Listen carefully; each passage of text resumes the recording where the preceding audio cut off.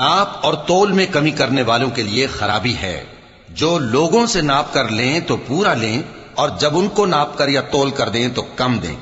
क्या ये लोग ये नहीं ख्याल करते कि उठाए भी जाएंगे?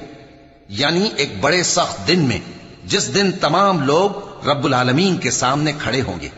सुन रखो कि बदकारों के आमाल नामे सिज्जीन में होंगे। और तुम क्या जानते हो कि सिज्जीन क्या चीज है? एक दफ्तर है लिखा हुआ, उस दिन झुटलाने वालों के लिए खराबी है। यानी जो इंसाफ के दिन को झुटलाती हैं, और उसको झुटलाता वही है जो हद से निकल जाने वाला गुनाहगार है। जब उसको हमारी आयतें सुनाई जाती हैं तो कहता है ये तो पहले लोगों के अफसाने हैं।